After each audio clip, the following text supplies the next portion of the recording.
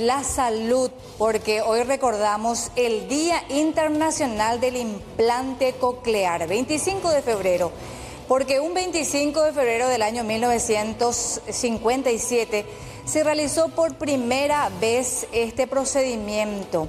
Hoy, más de 60 años después, este dispositivo sigue evolucionando. Hablamos del implante coclear, que no solo representa un importante avance médico, sino que también una importante oportunidad para las personas, para derribar las barreras que limitan la comunicación y la inclusión de estas personas con discapacidad auditiva. Un día para celebrar, reiteramos, los avances médicos, los avances de la ciencia. Hoy recordamos esto, el Día Internacional del Implante Coclear.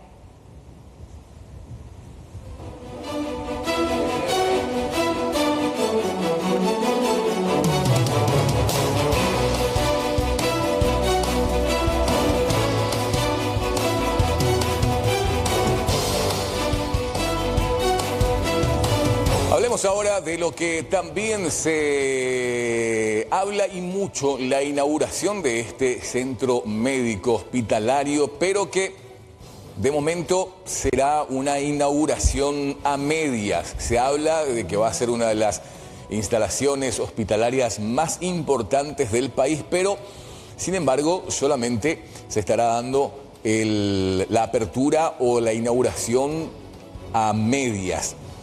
Hospital General de Coronel Oviedo, estuvo el presidente de la República y otras autoridades nacionales, abrirá sus puertas solo para el servicio de consultorio ambulatorio, pese a que todavía tiene procesos de licitación sin resolución para la adquisición de reactivos e insumos médicos por unos 109.000 millones.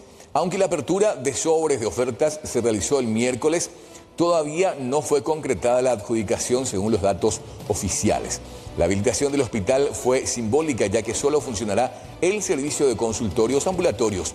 Las demás áreas, como terapia intensiva, urgencias, laboratorios, internación, diálisis, cirugías y otros servicios esenciales, deberán esperar para entrar en funcionamiento de forma gradual.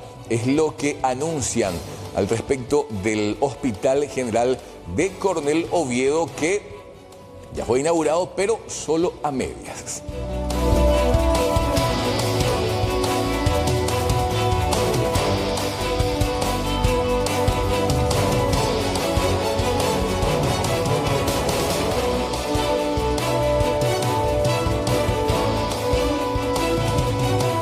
Vamos hasta la zona central, Fernando de la Mora en particular, para contarles acerca de lo que dejó este incendio que destruyó una tienda y también un depósito de ropas. Un gran incendio, realmente fue bastante amplio, grande, de gran magnitud, que se desató en este depósito de una reconocida marca de ropas deportivas en la zona de Fernando de la Mora y que movilizó a más de 30 unidades y 120 bomberos voluntarios y activó también a las principales compañías del Departamento Central y Asunción para poder contener la emergencia. Se hicieron partícipes todos ellos para poder sofocar las llamas de este incendio. Tras 5 horas de intenso trabajo, felizmente los bomberos lograron controlar las llamas y después proceder a la extinción total del fuego y evitando así que esto se siga propagando a las propiedades cercanas. De diferentes instituciones, aproximadamente unas 30, 40 unidades aproximadamente. Ya no corremos el riesgo de que el fuego vaya hacia ese depósito. Bueno, ¿cómo se encuentra ahora? ¿Totalmente aislado el fuego? ¿Podemos decir que esto ya no pone en peligro a nadie o cuál es la situación? El peligro sigue latiendo para el personal bombero, para los vecinos, hasta que esto se llegue a controlar al 100%.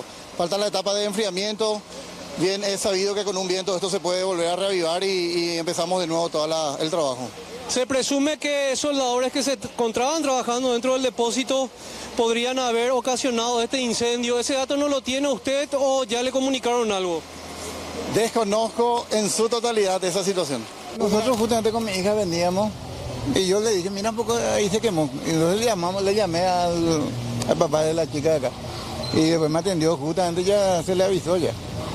pero hace más de una hora ya. ¿Y El humo. cuántos funcionarios aproximadamente? Y yo no sé, pues muchísimo. Muchos son. Este también de ellos, este que está acá. Dale a aquellos lados. Yo desde allá, mi casa acá enfrente de la avenida, y vine corriendo porque tenía acá el perrito de mi hija, eso, y vine corriendo.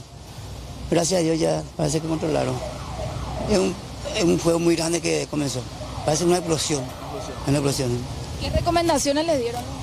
Los bomberos dicen que nos retiremos de ahí acá porque puede ser tóxica la, no sé cómo decir, el campeón y eso.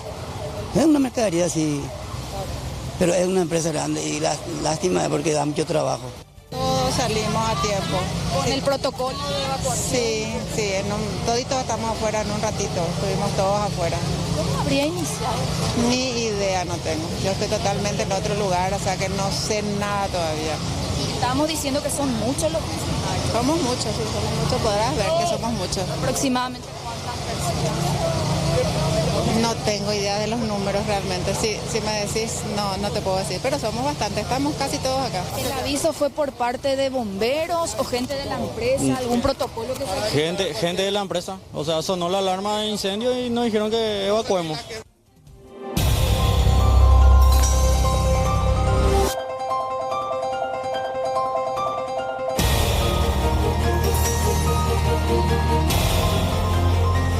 Y nos vamos hasta este departamento para hablar de una situación extraña y sorprendente al cuerpo médico, porque este hombre de 77 años empezaba a tener incomodidad, empezaba a tener una tos y al momento de que tenía esa tos empezaba a tener como que un tipo de sangrado.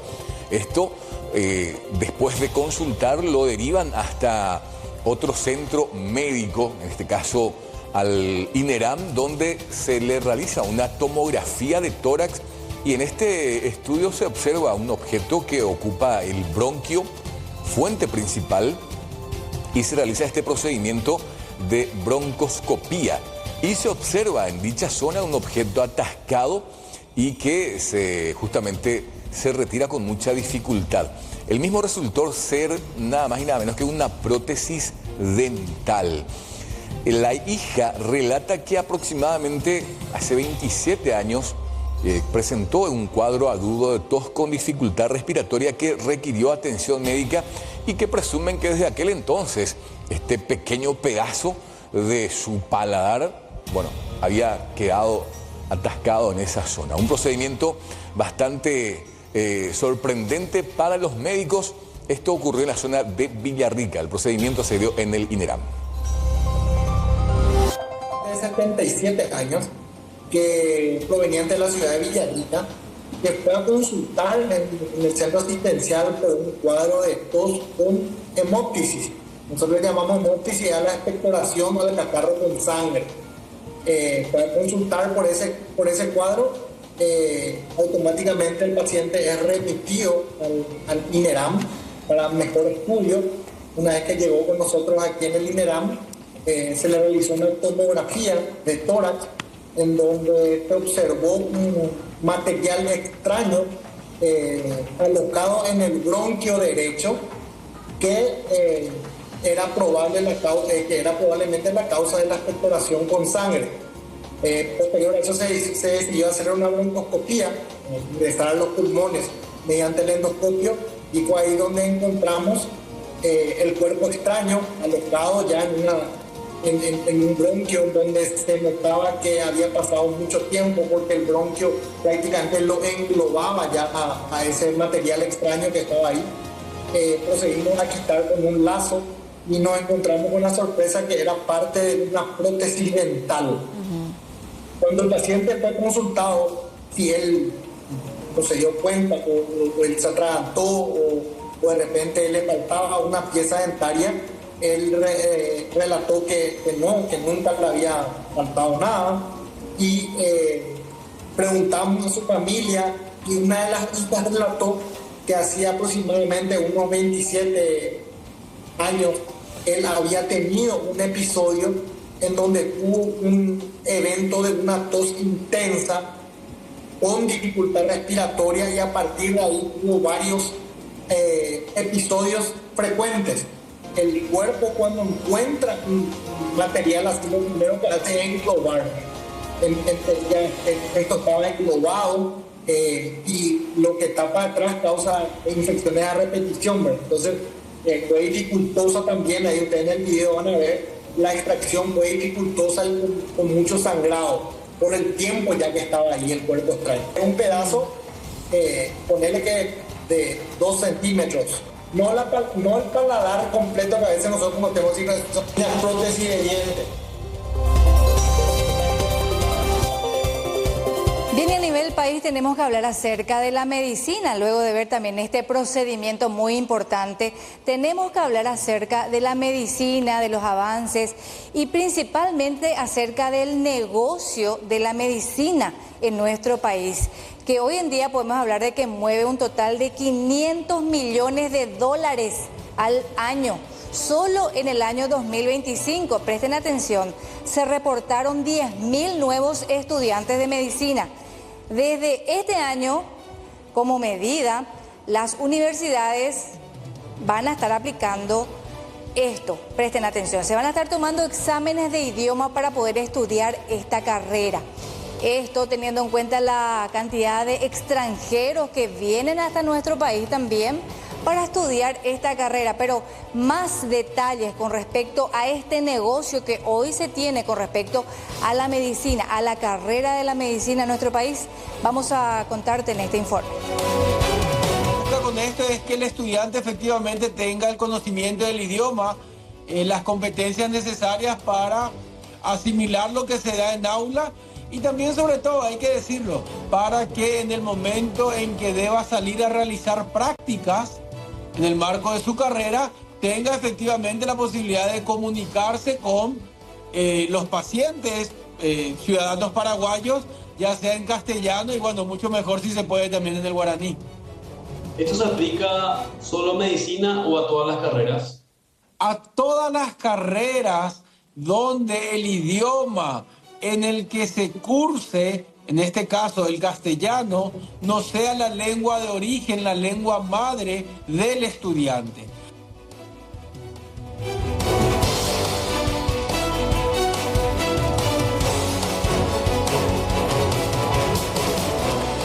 ¿Es aplicable o no? ¿Es factible? ¿Qué otras tareas fuera de la institución educativa se le puede dar al estudiante? La repercusión y las preguntas surgen luego de lo dicho por el ministro de Educación y Ciencias, de no más tareas en la casa para los estudiantes. De una parte están los padres que dicen, sí, bien, porque las tareas las deben de realizar en casa. Nosotros a veces no estamos preparados para poder darle ese acompañamiento. Y como que esa responsabilidad es en las escuelas. Pero, ¿qué dicen los entendidos, los que investigan, los que están al tiempo de el paso a paso en materia de educación a nivel país? Escuchemos justamente lo que significaba una investigadora al respecto de lo dicho por el ministro de Educación y Ciencias. Del ámbito de la educación tenemos la tarea en casa como un objetivo de la consolidación de los aprendizajes que se obtiene en presencia en aula. Por ejemplo, Paraguay, la gran mayoría de los estudiantes tienen solamente un periodo que va de 7 a 9, de 7 a 12 y de 1 a 5. O sea, tenemos todavía 4 horas reloj estando en las escuelas.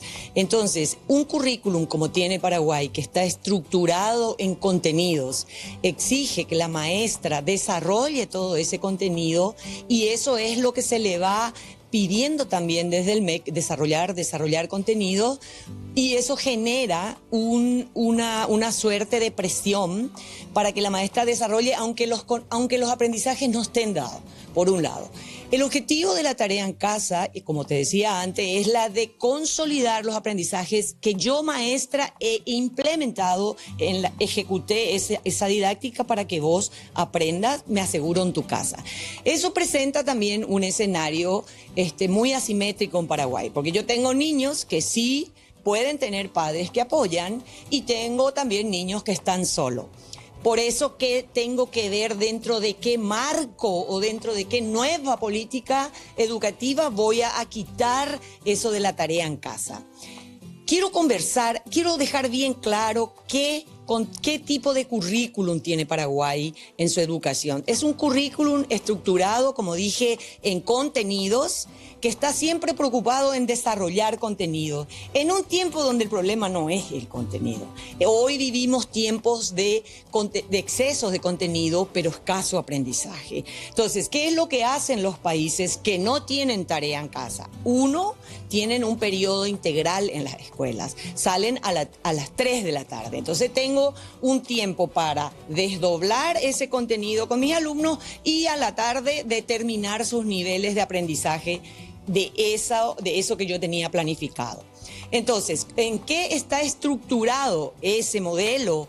En un currículum basado en competencia o en habilidades. La maestra está preocupada y ocupada en que el alumno cada día aprenda. Este otro formato, la maestra está preocupada cada día en desarrollar todo su contenido. Son visiones muy asimétricas. Esto que nosotros estábamos haciendo, Paraguay tiene un fracaso escolar enorme. Si nosotros nos ponemos a pensar, somos anteúltimo en el mundo en matemáticas y en comunicación. Probablemente estos cambios estén haciendo dentro de una planificación programática que luego se va a ir trabajando. Yo te digo hoy una reacción de diferentes profesoras y maestras que me llamaron. Sofía, ¿cómo vamos a hacer? A la maestra le ayuda y la maestra sabe que el 50% de sus niños están siendo apoyados en las casas y sabe el niño que no está siendo apoyado. Por eso que tenemos que escucharle a las maestras cuando vamos a hacer los grandes cambios. Los cambios desde los escritorios a veces son antipáticos porque no obedece a la realidad que vive un niño del sector público que incluso a veces va porque hay comida. Yo creo que los maestros están analizando y están preocupados por ese tiempo de ejecución de estos contenidos que tienen, que es lo que te digo. Ellos tienen que ejecutar. Allá por septiembre nos damos cuenta que falta 70% del contenido y se le hace más rápido. No hay cabeza que pueda aprender si uno no trabaja el proceso de una forma intencionada. El profesor, ¿qué es lo que hace? Te enseña de una forma intencionada para que vos aprendas. El aprendizaje es intrínseco. Yo no te puedo hacer que vos aprendas. Yo te enseño.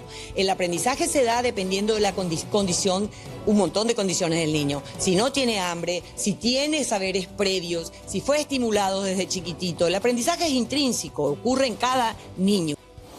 Y la verdad que no me gustaría que mi hijo venga a estar a la escuela o al colegio y que venga y no tenga nada que hacer. O sea, ellos tienen que estar repasando siempre. En nuestra época por lo menos era así.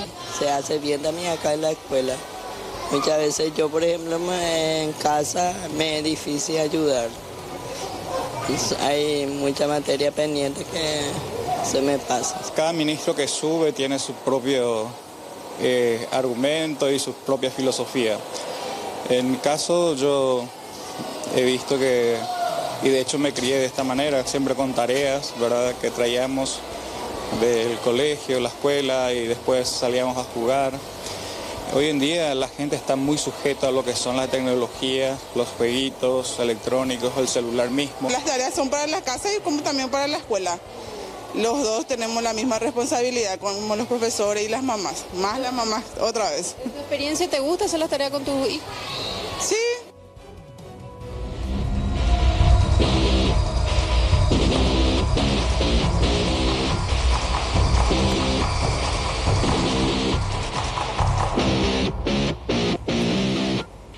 Vamos hasta Ciudad del Este, Alto Paraná, para contarles acerca de un importante procedimiento antinarcótico, un duro golpe al narcotráfico que se dio en esa zona del país. En horas de la noche ya, los agentes especiales de la SENAT, en compañía del fiscal Manuel Rojas, procedieron a allanar una vivienda que está ubicada en el barrio San Juan, a la altura del kilómetro 8 del lado Acaraú, en Ciudad del Este. En este lugar funcionaba un depósito de una estructura de tráfico internacional de drogas. En el lugar los intervinientes lograron incautar un total de 285 kilos de cocaína, que estaban distribuidos en 270 paquetes, además de 64 kilos de sustancia blanca que todavía estaba para determinar que sería un precursor utilizado para aumentar el volumen de la droga. En la vivienda también fueron detenidos 2 jóvenes que fueron identificados como Jonathan David López, de 21 años, oriundo de Hernandarias, y Tiago Dos Santos, de 25 años. En estas imágenes se puede ver el momento de este procedimiento que se dio en esa zona del país.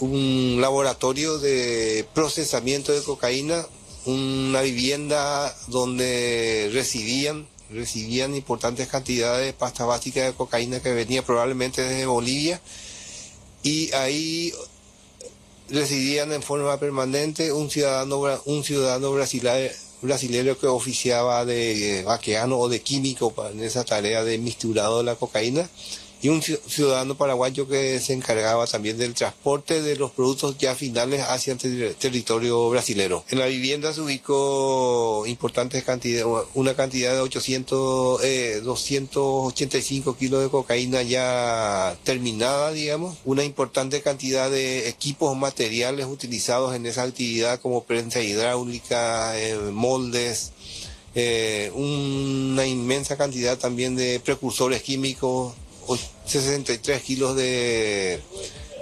fenacetina por sus características, que es el producto que comúnmente se utiliza también en esa tarea de misturado, una mezcladora industrial utilizada también para esa actividad, 2 bidones grandes de acetona, entre otros productos y materiales utilizados en esa actividad. Una camioneta de alta gama con doble fondo también, doctor, que aparentemente utilizaban para el traslado de la droga. Sí, y con doble fondo y cargado con 130 panes, digamos, paquetes de cocaína. Había inhibidores de señales de 12 antenas. Se trata de un grupo grande de traficantes compuestos por 2 líderes fundamentales a quienes ya lo tenemos identificado, un ciudadano paraguayo y un ciudadano brasilero.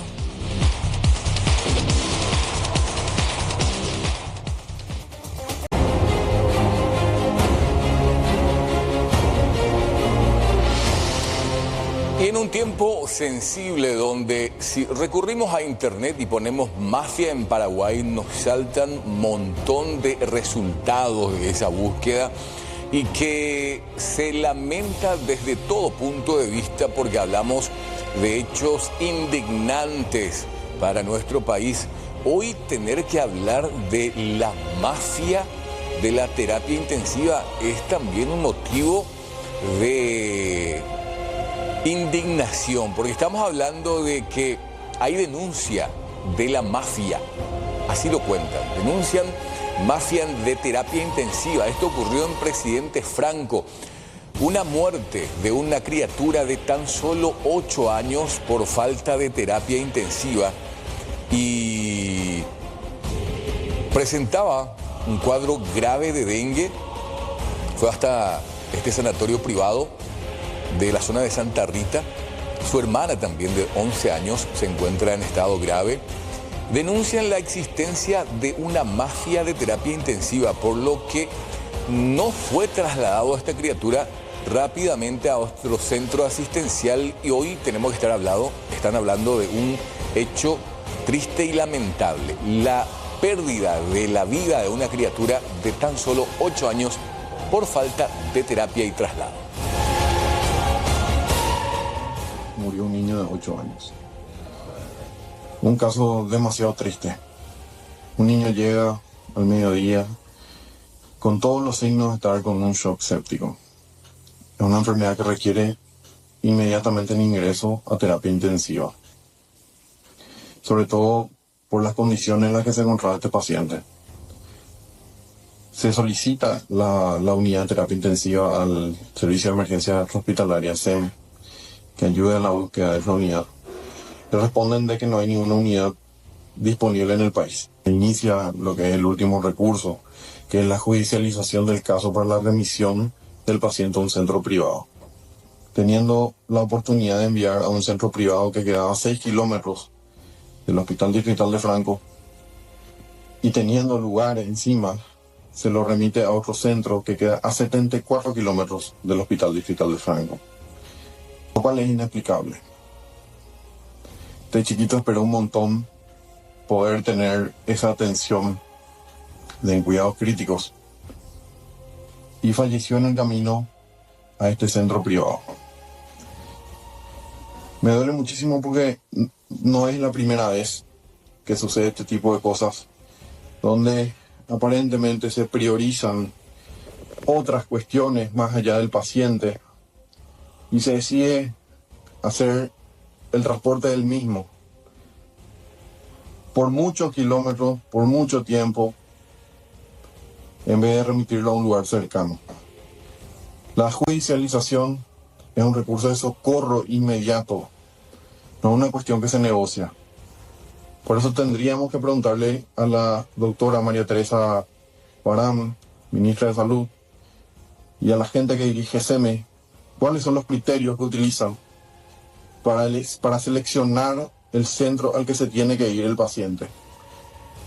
¿Importa el paciente o importa el centro privado a donde se va? Tenemos que empezar a priorizar la vida, gente. Es demasiado triste decirle a alguien: señora, tu hijo se murió. Tenemos que ser más empáticos. Tenemos que tratar de ser mejores médicos. Dar lo mejor. Porque todos los paraguayos se merecen eso.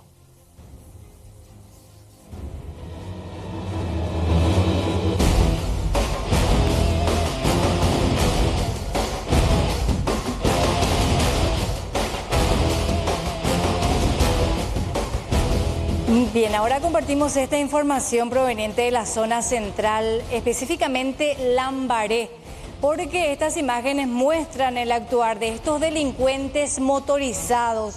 Llegaron hasta esta estación de servicios con la intención de despojar a uno de los playeros de su billetera. Ahí estamos observando precisamente este momento en el cual estos delincuentes quisieron robarle la billetera a esta persona, a este trabajador, pero no se salieron con la suya, porque había otras personas en esta estación de servicio que estaban atentos, lógicamente, a todo lo que estaba pasando en el lugar y pudieron accionar rápidamente. Y estas personas no lograron su cometido. Ahí está, el momento en que le quitaron su billetera, intentaron huir de este lugar, de la estación de servicio, pero rápidamente fueron reducidos, atajados por los trabajadores de la estación de servicio. Estos delincuentes motorizados esta vez no se salieron con la suya. Nosotros acudimos a través de un llamado al sistema 911. Personal de esta acudió sobre la avenida Cacique Lambaré y Ayoreo, estación de servicio Copetrol, donde una vez en el lugar visualizamos a dos sujetos que estaban siendo retenidas por personal de la estación y por personas que se encontraban en inmediaciones. Posterior conversamos con la víctima, quien nos manifiesta que dos sujetos llegaron a bordo de una motocicleta color negro como supuestos clientes. Solicitaron cargar combustible y en el momento donde el playero le iba a cobrar por la carga, el acompañante intenta despojarlo de su billetera, donde el playero en un momento le forcejea logrando reducir al acompañante bajándolo de la motocicleta, donde fue apoyado por las personas que se encontraban en inmediación. Así también lograron retener al conductor de la motocicleta. ¿Y llegaron a golpear a esta persona? A simple vista no, simple vista no se observan rastros de golpe. ¿Estos presuntos delincuentes, cuando intentaron despojarlo de sus pertenencias, tenían un tipo de arma? No contaban con ningún tipo de arma. ¿No se incautó entonces ningún arma? No se incautó ningún arma. ¿Cuenta con antecedentes de esa persona? El conductor sí cuenta con antecedentes por hurto en grado de tentativa y el acompañante no cuenta con ningún tipo de antecedentes. Y hablemos de este hecho bastante particular, un lugar donde aparentemente se llevaban apuestas y apuestas importantes y millonarias. Estos que estaban en ese momento, incluyendo a exintendentes, recibieron la no muy grata visita de estos hombres, armados, con capuchas, pasamontañas. Se puede observar en la imagen que llegaron no con pistolitas de juguetes, sino con armas de grueso calibre, porque evidentemente tenían conocimiento de que en el lugar había mucha plata de por medio. Esto ocurrió en esta zona del país, en la zona de Itauguá. Armas largas en mano. Llegaron hasta esta casa de apuestas, una casa de apuestas clandestina o un lugar donde se estaba evidentemente jugando algo, pero con muchos ceros de por medio. Ubiratí, ciudad de Itauguá, compañía Ubiratí. Llegaron y se llevaron importantes pertenencias de las víctimas. Hablamos de un despojo de 2 millones, es poco, porque después hablamos del propietario del local que, según la denuncia, habría perdido $20.000. Otro 12 millones de uno de los apostadores. Y 10 millones de uno de los presentes. Y finalmente una suma total de 110 millones de guaraníes y una suma de, además de esa plata, una pistola calibre 40 milímetros que sería propiedad de un ex intendente de Alberdi que también estaba en ese lugar.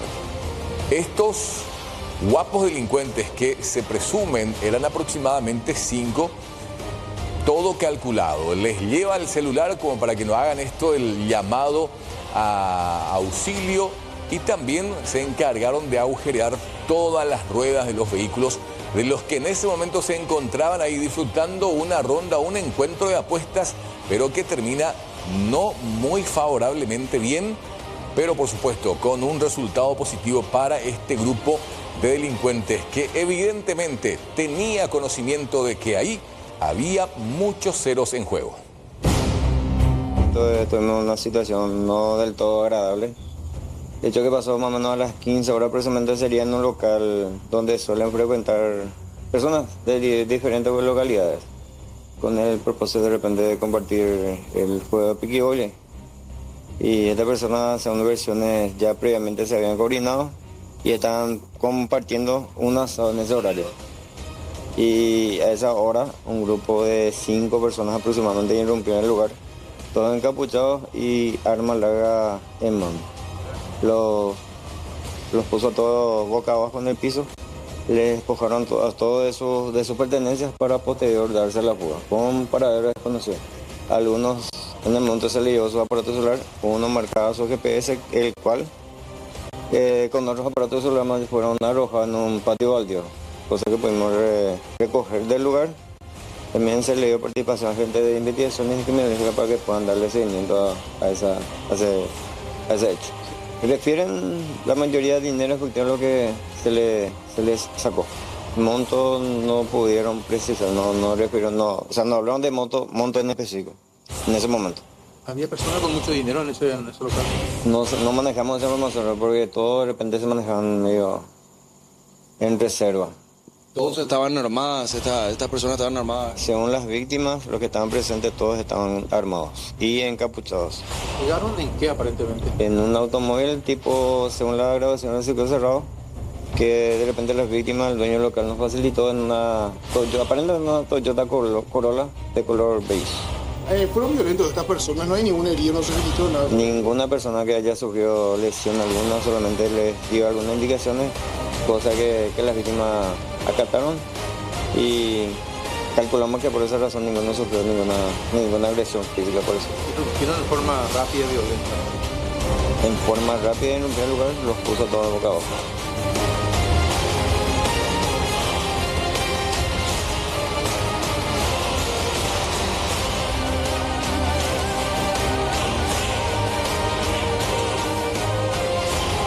Hablando de inseguridad, porque en esta ocasión queremos contarles acerca de una emprendedora que fue perjudicada, pero por una mujer en esta ocasión que ingresó hasta este lugar, un local comercial, y perjudicó enormemente a esta mujer. Ocurrió esto en Asunción. Vamos a contarles detalles porque es lamentable tener que hablar acerca de hechos que siguen golpeando principalmente a gente que empieza a trabajar o que empieza a emprender. En esta ocasión se dio esta situación, una solitaria delincuente que ingresó hasta una vivienda y se llevó varias pertenencias de valor, ocasionando un perjuicio que rondaría los 10 millones de guaraníes a la víctima. Esta sería una emprendedora, ocurrió en pleno microcentro de la ciudad de Asunción. En ese momento justo cerré para ir en un evento de mi hija y mientras eso pasó.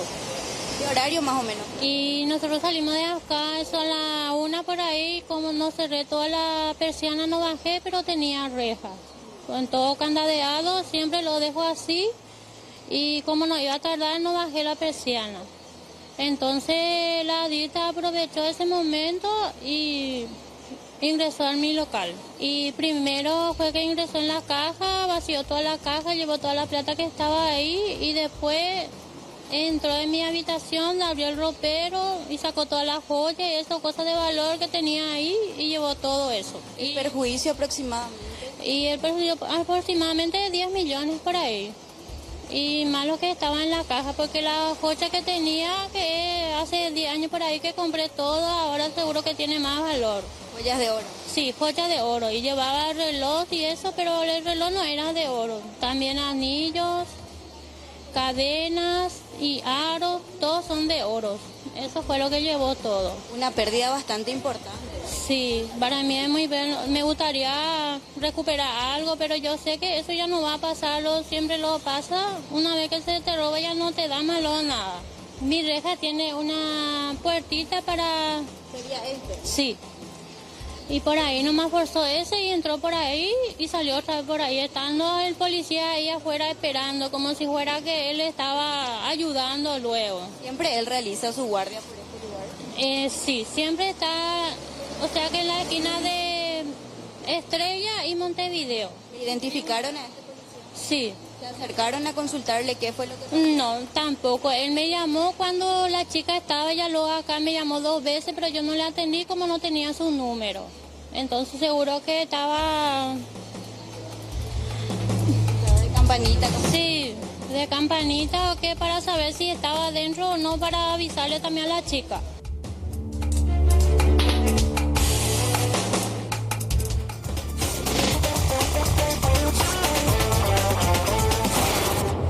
Fue asesinado por este que aparece en la imagen y justamente hace parte de un incidente anterior en que él ya le habría propinado una golpiza al que en aquel entonces era como que su suegro, y este hombre resulta que lo encontraron en un camino vecinal ya.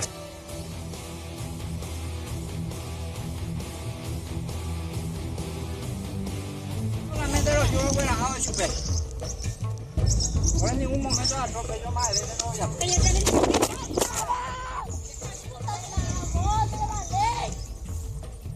En este pequeño caminito de un asentamiento de J. Augusto Saldívar fue encontrado el cuerpo de Simón Zarza, un hombre que según la familia ya recibía amenazas, casi como una crónica de una muerte anunciada. Recibía los mensajes, o sea que amenaza, aparte es el novio de mi hija.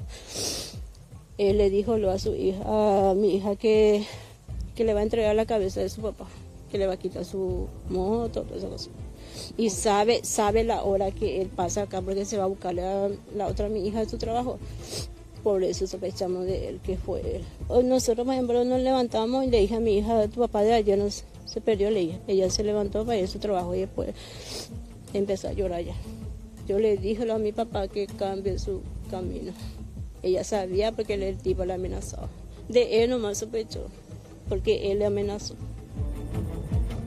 Según su familia, Simón Zarza, funcionario de la municipalidad de Fernando de la Mora, ya había sido agredido brutalmente por el presunto autor y nadie hizo nada. Creo que se haga justicia porque no pensamos que iba a llegar a esto.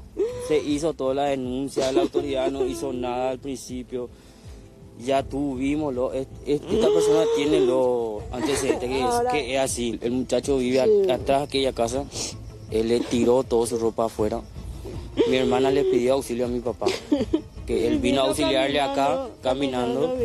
También me llamó a mí, yo vine para auxiliarle a mi hermana, él ya no estaba.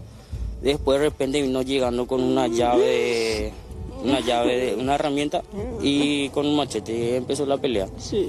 Él me rompió la cabeza, le pegó a mi papá.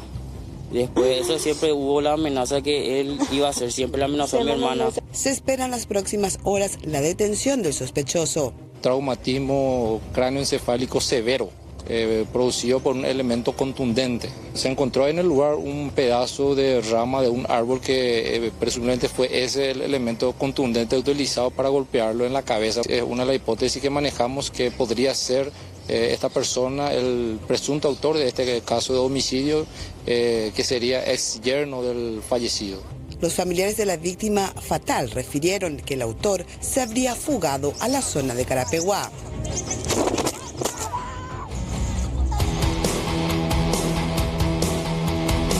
Departamento de Itapúa, venimos hasta esta zona del país, específicamente el barrio San Isidro de la ciudad de Encarnación, para comentarles acerca de una disputa, una pelea que se registró en la vía pública en este barrio, en donde este hombre terminó con 3 balazos. Vamos a contarles los detalles, teniendo en cuenta de que esta persona que fue herido de 3 balazos, posteriormente terminó siendo detenido por poseer orden de captura. Punto habitacional etapa 4, se registró un hecho de lesión, es lo que podemos configurar a priori, ¿verdad? Ya el Ministerio Público se encarga de la carátula de este hecho. Lo que se puede ver a través de un circuito cerrado fue que un motociclista fue interceptado por una persona que venía a bordo de un vehículo. Y bueno, se puede ver que hubo una discusión entre ellos y también esta persona que descendió del vehículo fue atacado por el motociclista con un machete en mano, ¿verdad? A lo que aparentemente el conductor del vehículo acude a su vehículo hacia el lado conductor para buscar algo, ¿verdad? Y que después ya se ve que lo apunta, ¿verdad? Incesantemente este motociclista no lo dejaba. Y ya posteriormente se ve que esta persona rengueaba, ¿verdad? Al decirlo, ya producto del disparo que aparentemente produjo este automovilista.